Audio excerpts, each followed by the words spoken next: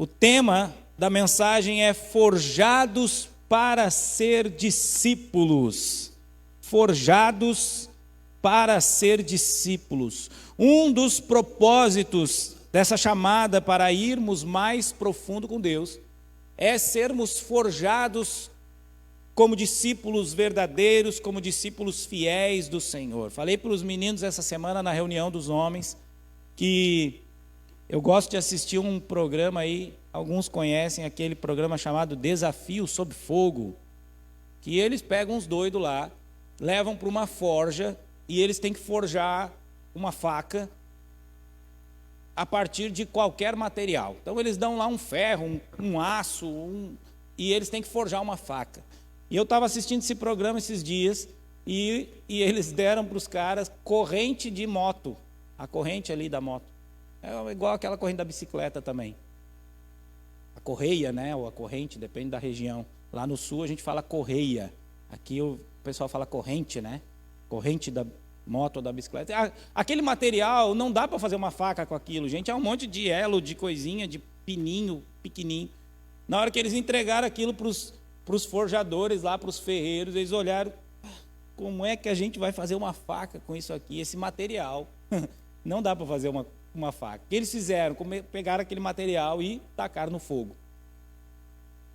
Fogo, até o negócio ficar vermelho lá. Quando ficou vermelho do fogo, tira do fogo e na prensa. Bum, e vá martelada. E prensa hidráulica. Bum, até aquele ferro começar a fundir e começar a se transformar numa peça sólida e fogo de novo, quando estava vermelho, prensa de novo e martelada de novo. E assim eles foram forjando até que aquela peça se transformou, começou a se transformar numa peça sólida, única, e estica, martela, fogo, prensa, martela, estica.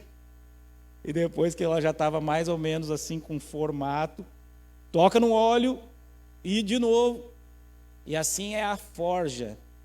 E para forjar, muitas vezes é necessário passar pelo fogo, levar umas marteladas aqui, passar por umas prensas ali, para que a gente possa se tornar aquilo que a gente não é.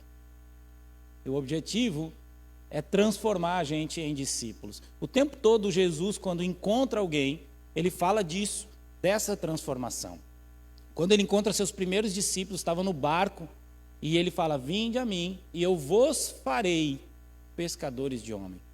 Então ele já tem uma chamada, e ele já logo avisa o que ele vai fazer. Eu vou transformar vocês em algo que vocês não são. Vocês são pescadores de peixe, mas vocês vão se transformar em pescadores de homens. Para isso, vocês precisam vir e me seguir. Então, a chamada para um discípulo é já para se permitir ser transformado por Deus em um instrumento útil na mão dele. Às vezes nós somos inúteis. Às vezes nós somos, na mão de Deus, incapazes de fazer qualquer coisa que seja útil, que seja proveitosa. Mas o processo do Senhor nas nossas vidas, quando Ele deseja nos forjar para que nós sejamos verdadeiros discípulos, então Ele nos transforma. Mas esse processo nem sempre é tranquilo. Muitas vezes esse processo é doloroso. Ele requer ali um fogo, umas marteladinhas, umas prensas. E essas são as circunstâncias que nós passamos nas nossas vidas. Passamos pelo fogo, passamos pela prensa, passamos pelas marteladas, com um único propósito: transformar nós em discípulos. As últimas palavras do Senhor Jesus para esses homens foi: ide e fazei discípulos. Veja só, ele chama eles primeiro e diz que ia transformar eles. Vinde e eu farei de vocês algo que vocês não são, pescadores de homens. 3 anos depois, ele olha para esses mesmos homens e diz: ide e fazei discípulos. Vocês vieram e vocês foram transformados. Agora, vocês estão prontos para ir e fazer discípulos. E a própria palavra fazer, ela já nos remete a isso. É necessário fazer, não vem pronto. A gente costuma brincar aqui na igreja: se você quer pão, você vai na padaria.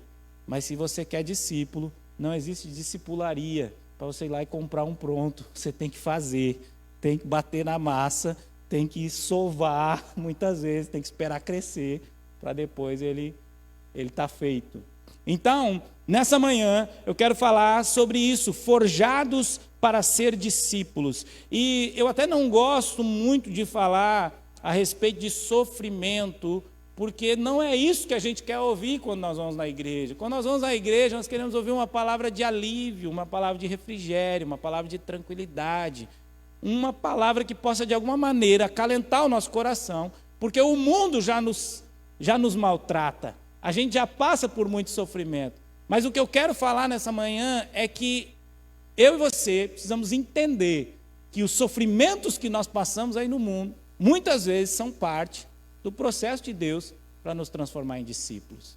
Então, eu não vou aqui acalentar os corações para que você pense assim, pelo menos eu estou num ambiente que está me aliviando. Eu quero, de outra forma, mostrar para você que os sofrimentos que eu e você passamos aqui, eles são, algumas vezes, propósito de Deus ou permissão de Deus para que a gente possa ser transformado em discípulos. Para isso, eu queria que você abrisse a sua Bíblia na primeira carta de Pedro, 1 Pedro, capítulo 4, a partir do verso 12.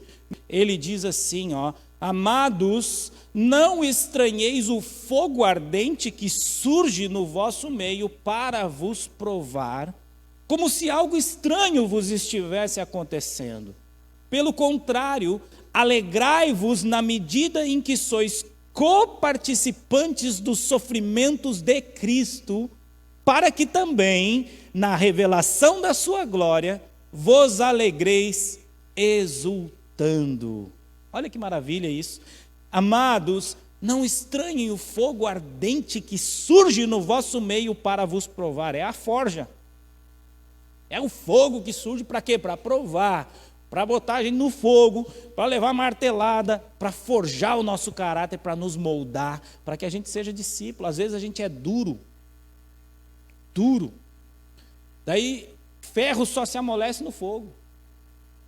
Quem é duro não é sensível às coisas de Deus, é duro, é muitas vezes arrogante, algumas vezes é nariz empinado, acha que é o bambambam, que é o tal, esse aí precisa de fogo para amolecer. É lá, quando ele leva pancada que ele se rende. Eu sempre conto para as pessoas que quando eu passei por uma dificuldade na minha vida, isso aqui já é história antiga aqui na igreja, que eu dormi na rua, mas naquele dia era como se Deus estivesse dizendo assim, onde é que você chegou com a sua arrogância? Está aí, dormi na rua, infeliz. Está aí, na rua. Agora, para onde mais tu vai? Só faltava cavar o buraco e ir para dentro do buraco, eu não tinha como ir mais para baixo. Você vai indo, sempre orgulhoso. Daí dorme na rua, para aprender. Passa trabalho para aprender. Passa pelo fogo para aprender, pancada para aprender. Aí eu quebrei. Daí eu quebrei o nariz empinado. Eu falei, ai Senhor, eu não consigo mais sozinho. Aí começou uma transformação na minha vida. Então, algumas vezes a gente precisa de fogo. Mas o Pedro fala assim, amados, não estranheis o fogo ardente que surge no vosso meio para vos provar. Tinha um propósito ali, provar. Como se algo estranho estivesse acontecendo. Pelo contrário, alegrai-vos na medida em que sois coparticipantes dos sofrimentos de Cristo. Tenha alegria na medida que você se torna coparticipante. Eu falei para o meu filho, essa semana, a gente estava conversando, eu ouvi uma frase, foi muito legal, que diz assim, quanto mais parecido você se torna de Cristo, mais as pessoas estarão dispostas a te crucificar. Olha que frase interessante. Quanto mais parecido você se torna de Cristo, mais as pessoas estarão dispostas a te crucificar.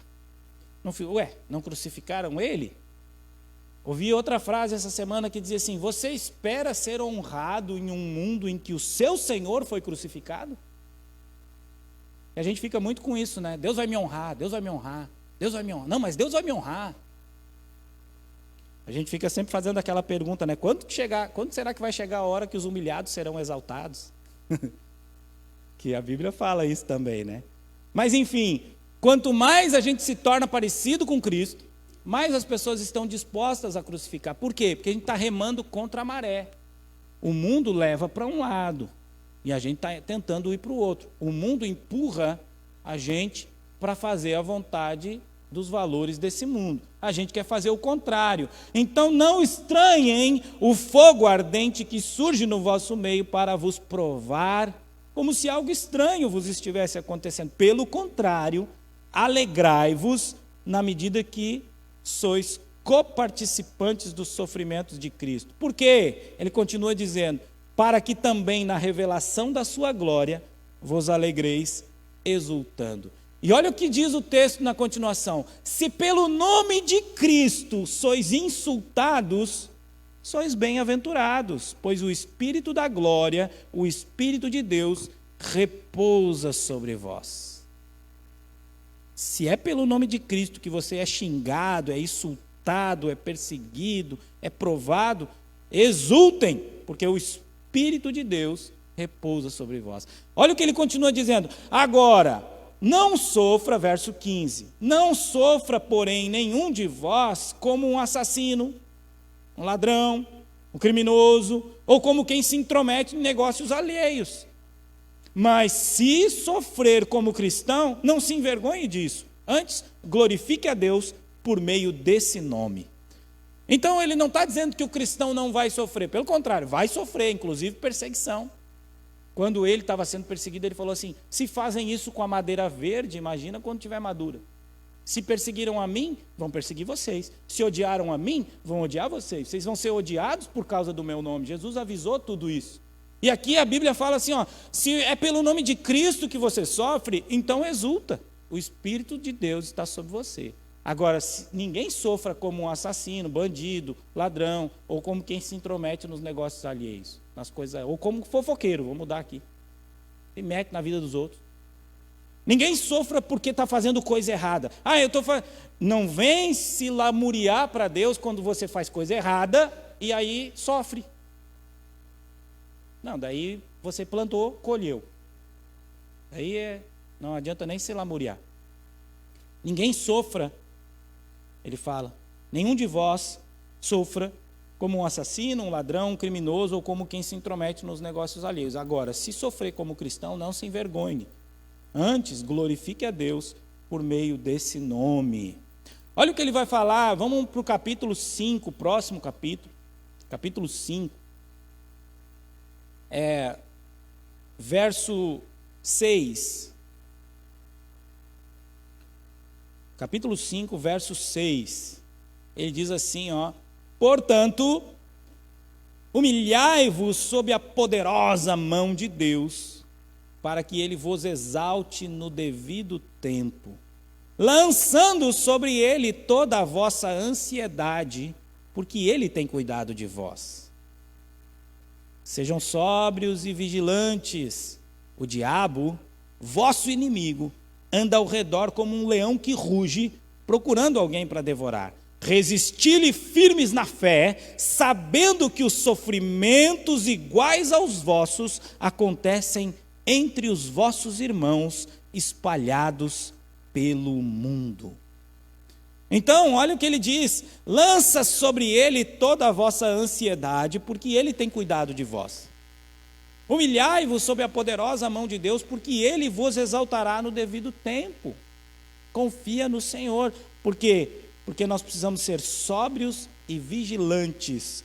O diabo, vosso inimigo, anda ao redor como um leão. Resisti-lhe firmes na fé, sabendo que os sofrimentos iguais aos vossos acontecem entre os vossos irmãos espalhados pelo mundo. Então o sofrimento não é uma exclusividade sua. Não é só você. Não é só nós aqui. Acontece com todos espalhados pelo mundo. A gente tem a tendência de achar, quando estamos passando por angústia, por sofrimento, por dificuldade, ninguém quer passar. Mas a gente tem a tendência de achar que Deus esqueceu de nós. O que aconteceu? Eu estou pecando, ou Deus esqueceu de mim, onde está o Senhor? Por que eu estou passando por tudo isso? Claro, ninguém quer passar por sofrimento, mas o sofrimento faz parte das nossas vidas e muitas vezes para forjar o nosso caráter. para que a gente seja moldado para sermos parecidos com Cristo. E eu tenho entendido muito isso, porque olha, sofrimento. Eu começo a orar por uns propósitos e logo vem a bancada. Por quê? Porque Deus quer me mexer, Ele quer moldar. Deus, Senhor, eu quero ser mais parecido contigo. Começam umas dificuldades, porque a gente está sendo moldado. Angústias, sofrimentos, às vezes a gente aprende a controlar mais a boca. Por quê? Se meteu em encrenca, falou mais do que devia. Aí a gente aprende, olha aí, ó, agora estou passando pelo fogo, bem feito para mim, quem mandou abrir a boca. Aí aprende, fica mais parecido com Cristo. A gente vai lá, se mete no que não devia, daqui a pouco a gente, o que eu fiz? Agora vou ter que aguentar o tranco. Fazer o quê? Fiz? Agora, dá-lhe lambada aí. Por quê? Eu tinha que ficar mais parecido com Cristo. Não vigiei, não me deixei moldar, não me deixei ficar parecido com Ele. É a forja do Senhor. Algumas vezes o sofrimento ele é sem motivo aparente, mas é o Senhor, mesmo assim, nos transformando, nos moldando. E se nós passamos a ser discípulos, então a gente tem que começar a pensar nas coisas do alto, as coisas de cima. Eu vou falar agora de algumas questões práticas que eu e você precisamos mudar para que a gente possa se transformar num instrumento útil na mão do Senhor. É fogo, é lambada, é prensa, é martelada, para que a gente seja moldado e forjado. Mas muitas coisas precisam mudar em nossas vidas. Então eu queria que você abrisse sua Bíblia em Colossenses capítulo 3. Colossenses capítulo 3. Nós vamos dar uma lida boa aí nesses versículos de Colossenses, para que a gente possa entender e agir da maneira correta. Colossenses capítulo 3, verso 1, ele está falando para quem é discípulo. Se você está aqui nessa manhã e você não é um discípulo de Jesus, você nunca entregou a sua vida para Ele, você não é um discípulo. Então não perca hoje, para com isso aí, para de enrolar. Entregue sua vida para Jesus, deixe o Senhor te moldar, deixe Ele te transformar num discípulo, porque quando Ele vier, eu e você vamos estar na glória com Ele. Você vai sofrer nesse mundo e no final ainda vai para o inferno. Olha que maravilha, que coisa terrível. Você sofre, no final, inferno. Não, né, gente? A gente vai sofrer aqui um pouco, mas depois nós vamos para o céu. Entrega a vida para Jesus. Se você já é discípulo, comece a pensar nas coisas de cima. Olha o que diz Colossenses 3. Se, pois, ressuscitastes com Cristo, buscai as coisas que são de cima, aonde Cristo está assentado, à destra de Deus. Pensai nas coisas que são de cima e não nas que são da terra, pois estáis mortos e a vossa vida escondida em Cristo, com Cristo, em Deus. Quando ele fala estáis mortos, é mortos para as coisas da terra, é mortos para essa prática de pecado aí. Não, a tua vida está escondida com Cristo em Deus. Quando Cristo, verso 4, que é a vossa vida, se manifestar, então também vós sereis manifestados com Ele em glória. Eu não vejo a hora do meu Senhor se manifestar e eu subir em glória. Olha o verso 5. Mortificai os vossos membros que estão na terra, a prostituição, a impureza, as paixões, os maus desejos, a avareza, que é idolatria, pelas quais coisas vem a ira de Deus sobre os filhos da desobediência. Então aqui já tem algumas questões práticas, que a gente deve mortificar os nossos membros, a nossa carne, para não nos envolvermos com essas coisas. Mortificai os vossos membros que estão na terra. A quais coisas? Para quais coisas eu tenho que estar morto? A prostituição. Não devemos nos envolver com essa parte de prostituição, de envolvimentos sexuais ilícitos. A impureza, né? Olhos impuros, mente impura, pensamento impuro, desejos impuros, as paixões, ele fala, os maus desejos, e olha, tem uma coisa esquisita aqui, a avareza, e a Bíblia diz que é idolatria. Como assim a avareza é a idolatria, pastor? Ué, quando você ama o dinheiro a ponto de ser avarento, você está idolatrando o dinheiro. Por isso Jesus falou, não podeis servir a dois senhores, não podeis servir a Deus e ao dinheiro. A avareza é considerada uma idolatria, porque você idolatra o dinheiro e você fica avarento. Mortifica a sua vida nessas coisas. E ele vai falando mais, gente. Verso 7. Nas quais também outrora vós andastes quando vivieis nela. Nós andávamos assim. Mas tem um chamado agora. Você passou por aquela porta ali. Você foi até uma igreja. Tem um chamado de Cristo para você. Para uma transformação, para uma mudança. Para uma forja.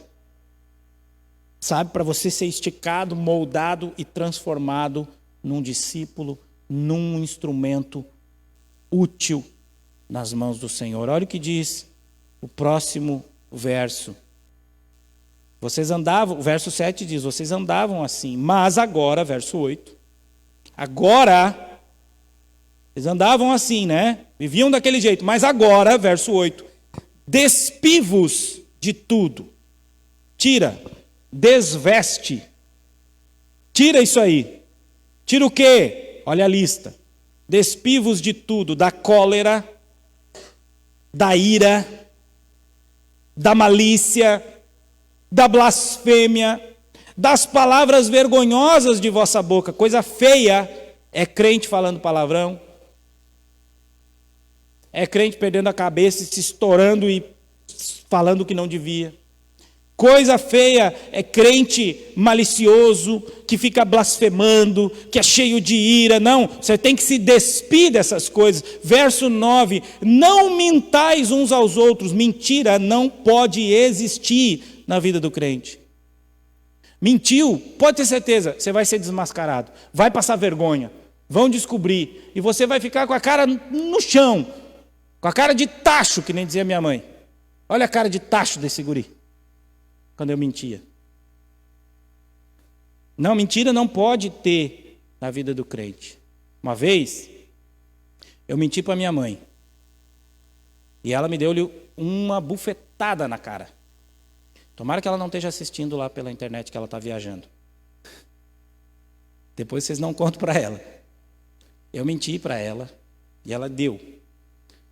Mas deu-lhe uma bufetada na minha cara. E arranhou, porque a minha mãe tinha unha grande. E eu fui correndo para o quarto e chorei aquela história, eu arranhei, fiz um drama, né? Pensei que eu ia morrer. Fiz um drama, quase apanhei de novo só pelo drama. Daí, daqui a pouco ela me chamou. Vem cá, guri! Aí eu fui lá, deixa eu ver isso aí. Aí eu mostrei o rosto. Era um arranhão de unha, mas para mim eu ia levar 30 pontos, né? Mostrei o rosto para ela. E ela pegou e falou assim, se tu contar para alguém que fui eu te mato. Falei, ó. Apanhei porque eu menti, agora tenho que mentir. Para proteger ela. E muitos pais perdem os filhos por causa disso. Se tu mentir, eu te mato. Alguém bate na porta, vai lá e diz que eu não estou. Aí o menino fica assim, mas daí tu vai me matar? Não, é só se tu mentir para mim que eu te mato. Se eu mandar tu mentir, eu não mato. Então isso não deve existir na vida do crente. Eu estou falando aqui de mentira boba, né? Mas tem mentiras que causam profundos problemas. Então, não mintais uns aos outros, porque vos despistes do velho homem com as suas práticas, e vos vestistes do novo homem. Então agora eu estou me revestindo de uma nova criatura, de um novo homem. Aí você é novo, mas é velho? Ou está botando só uma máscara de novo? Mas as práticas são velhas. Vai ter fogo, vai ter pancada, vai ter forja.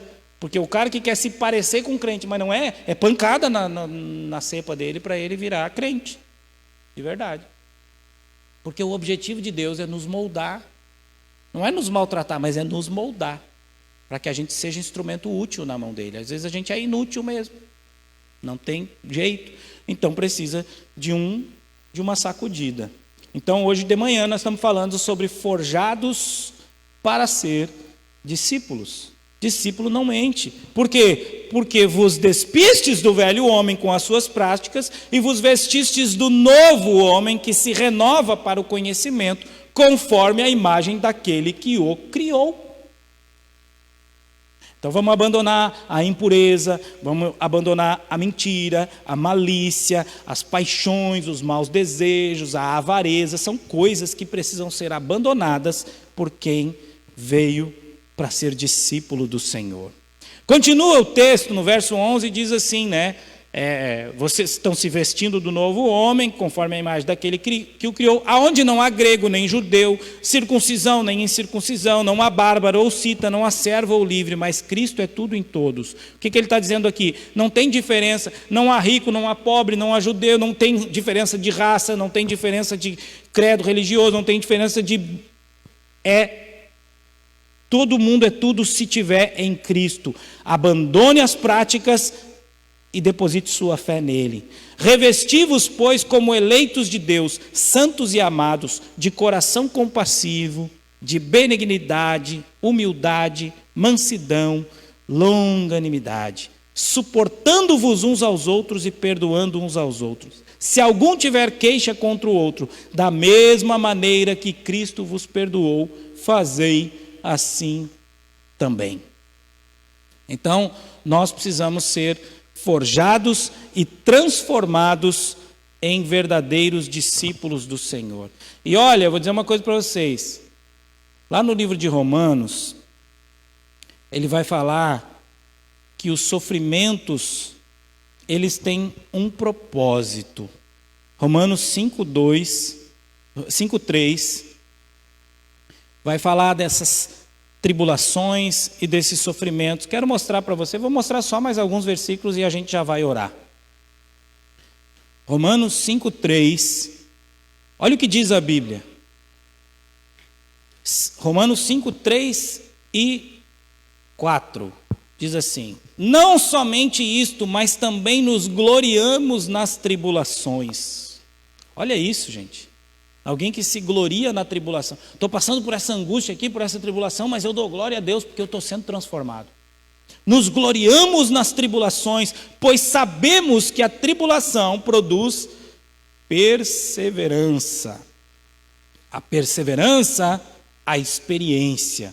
E a experiência produz a esperança. A esperança não decepciona, porque o amor de Deus está derramado em nosso coração pelo Espírito Santo que nos foi dado. Então veja que há um processo aqui, ó. Por meio da tribulação, eu começo a passar por tribulação, e se eu permaneço, a tribulação produz em mim perseverança. Tem gente que no primeiro sofrimento vaza igual gás. Não, quero ver Deus olhando para nós assim, dizendo assim, não, agora eu quero ver se eles vão aguentar mesmo, se eles são mesmo o que eles dizem que são. Agora eu quero ver se são crentes mesmo. Então, deixa só passar, só um pouquinho, deixa só passar um pouquinho para ver. A galera, ó, vaza. Mas a Bíblia diz, nos gloriamos na tribulação, porque a tribulação, ela produz perseverança. Já falei aqui o que é perseverança? Capacidade de permanecer ou continuar independente das circunstâncias. Não importa o que eu estou passando, eu vou perseverar. Eu me lembro que o pastor Wagner tinha uma empregada que ela dizia assim, eu sou muito perseverante, mas quando eu vejo que não dá, eu desisto. Não, então não é perseverante. Perseverante é a capacidade de permanecer ou continuar independente das circunstâncias ou dificuldades. E a tribulação, ela produz perseverança. A perseverança, por sua vez, produz a experiência. Isso aí eu já passei outras vezes, eu já venci. Eu já sou experiente, então está vindo a dificuldade de novo, relaxa que nós vamos passar por ela. Já tenho experiência com isso. E a experiência produz a esperança. Estou no meio do fogo, mas eu tenho esperança porque de outras vezes eu já venci e agora eu tenho esperança no meu Senhor de que eu vou vencer essa também. Eu tenho ardente expectativa, como dizia o apóstolo Paulo. O apóstolo Paulo, quando estava preso. E preso por quê? Porque era bandido? Não, porque estava pregando o evangelho. Pregando o evangelho, cataram ele lá, prenderam. Ele preso, dentro da prisão, escreve uma carta para os filipenses. Você não vê, eu fiquei 2 anos pregando dentro do presídio, só o que eu via lá era desgraça. Eu não via um preso com uma palavra boa na boca. Mas era difícil. Pregava para aqueles homens lá, não via esperança neles. O apóstolo Paulo preso escreve uma carta. Eu quero que vocês saibam, irmãos, que as minhas dificuldades têm servido de proveito para o evangelho. O fato de eu estar preso aqui, eu estou evangelizando toda a guarda pretoriana. Aí ele começa assim: eu tenho em mim uma ardente expectativa e esperança de que em nada serei envergonhado. Antes, será Cristo engrandecido no meu corpo, quer seja pela vida, quer seja pela morte. Porque para mim, viver é Cristo e morrer é lucro. O cara está preso lá, passando por angústia, tribulação, mas é o mesmo homem que escreveu essa carta aqui para os romanos. Ele diz: a tribulação produz experiência, produz perseverança, a perseverança produz experiência, a experiência produz esperança. Eu estou preso aqui, mas eu tenho uma ardente expectativa e esperança de que em nada serei envergonhado. Antes, Cristo será engrandecido no meu corpo. As tribulações não vão me abalar. Elas não vão me abalar. Não vão acabar com a minha esperança, com a minha fé. Elas vão forjar o meu caráter. E aqui é esse texto. E Romanos 8,18 diz: eu considero que os sofrimentos do tempo presente não podem ser comparados com a glória que em nós há de ser revelada. Os sofrimentos que nós passamos aqui não vão se comparar com a glória que em nós há de ser revelada. Então, se vem sofrimento, eu já penso: estou sendo moldado, eu estou indo mais profundo com o Senhor.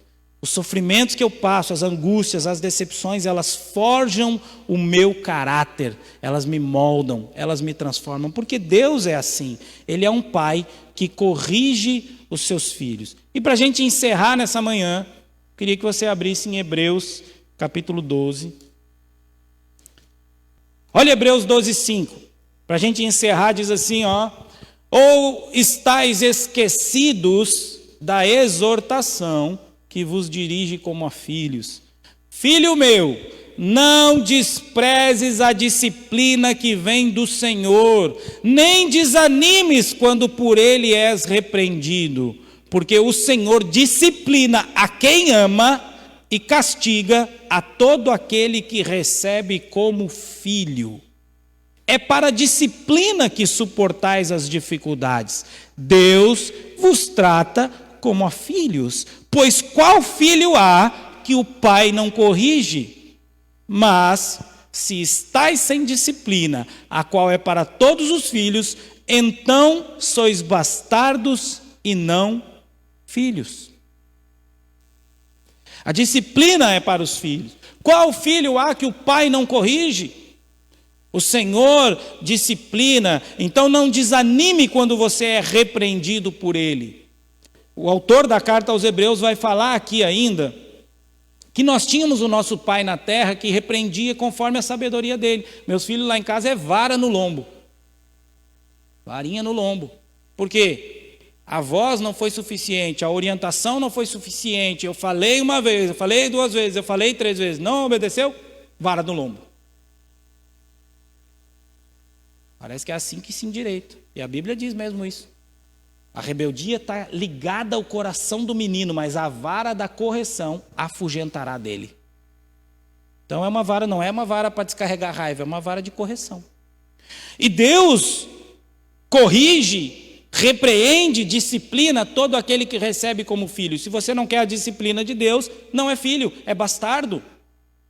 E olha o que ele fala. Verso 9, além disso, tínhamos os nossos pais humanos, que nos disciplinávamos e os respeitávamos, quanto mais não devemos nos submeter ao Pai espiritual para vivermos? Pois eles nos disciplinavam por pouco tempo, segundo lhes parecia melhor. Deus, porém, nos disciplina para o nosso bem, para que participemos da sua santidade. No momento, nenhuma disciplina parece ser motivo de alegria, e sim de tristeza, mas depois produz frutos pacíficos para aqueles que têm sido por eles exercitados. Quando eu disciplino meu filho, eu pergunto: foi boa a vara? Não, pai. Claro que não. No momento, a disciplina não parece ser boa, mas depois produz frutos. Eles ficam bonzinhos, que é uma maravilha. Uma semana assim que eles ficam, que é uns robozinhos. A gente fala, eles já faz tudo, não tem mais briga, é uma maravilha. É uma maravilha. Quando eles começam a me enlouquecer lá em casa, aí eu falo para eles, está faltando vara. Ah, meu Deus, está faltando vara nessa casa. Não, pai, não, mas eles continuam. Esses dias eu contei para vocês, eu falei para o pequenininho, né, vai fazer 5 anos agora. Falei para ele, também vou embora dessa casa aí, tu arruma um outro pai então, porque tu não gosta quando eu te disciplino. Ele, não pai, não vai embora pai, é que eu mereço. Porque ele sabe que a gente ama. Minha mãe dizia isso, a gente ama tanto um filho que a gente bate. Para ele se endireitar. É tanto amor que a gente não quer ver virar um marginal, a gente bate. Para endireitar. A gente coloca no fogo, a gente coloca na forja, a gente martela, a gente estica, a gente puxa, a gente transforma, a gente forja o caráter. Se estáis sem disciplina, então não sois filhos, sois bastardos. Eu sei que tem pai aí que é fraco e que fica fazendo joguinho com seus filhos e fica entrando na chantagem emocional das crianças e parece que elas, vai acabar o mundo, e a criança se joga no chão do mercado e ela vai acabar o mundo e o pai fica, né? Mas Deus não entra nesse joguinho. Deus vai continuar nos disciplinando. Deus não é emocional. Deus não está muito preocupado se você está fazendo mimimi ou manha, não. Deus está forjando o nosso caráter. Ele não tem crises. Ele não tem preocupações do tipo, esses dias eu vi uma palestra e a maior verdade, tá? Falava assim, no passado, os nossos pais não estavam preocupados com o nosso amor, mas eles exigiam respeito. Eu falava para minha mãe, eu não te amo. Ela, cala essa boca, vai para o quarto. Não quero saber se tu não me ama. Tu me respeita que eu sou tua mãe. Com isso, ela tinha o meu respeito e o meu amor. Hoje em dia o filho fala, eu não te amo, pai. Ai, filho, tu não me ama. Ai, o que você quer que o papai te dá? Com isso, ele não tem o amor e não tem o respeito. Então quem está preocupado muito com o amor e perde o respeito. Deus não está muito preocupado com isso. Ele está nos forjando. E quando a gente entende a forja do Senhor, Ele tem todo o nosso amor, tem todo o nosso respeito, tem toda a honra, tem toda a devoção, porque a gente entende que o Pai nos disciplina porque Ele quer nos corrigir. Como diz a palavra aqui.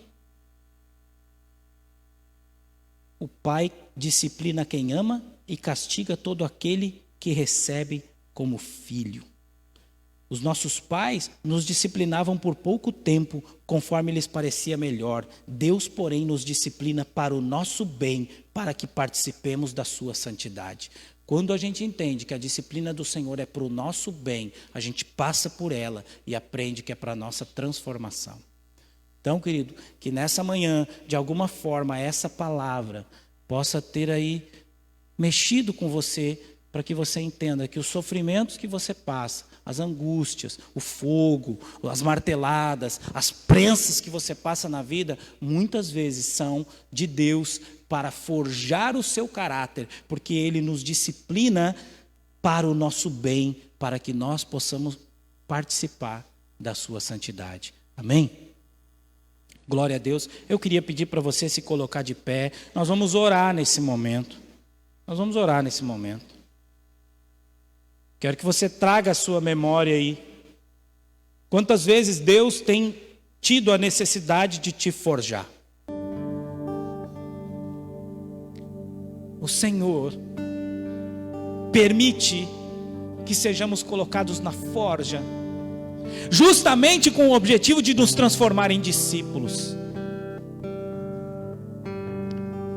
Os sofrimentos do tempo presente não podem ser comparados com a glória que em nós há de ser revelada.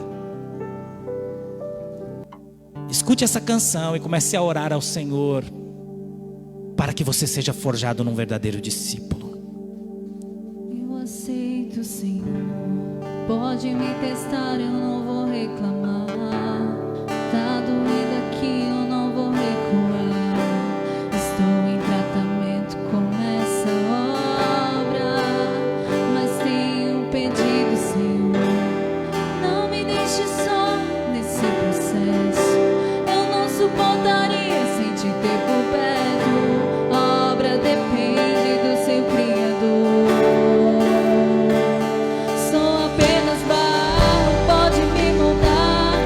te obedecer, custe o que custar. Retira tudo que sobra de mim. Quebra o meu eu, quebra-me. Quebra-me, Senhor. Eu sou um vaso, tu és o oleiro.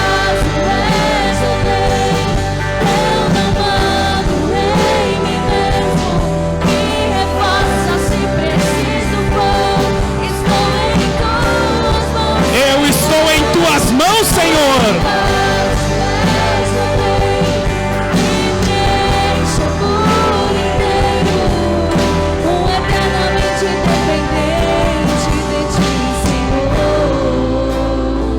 Eu sou.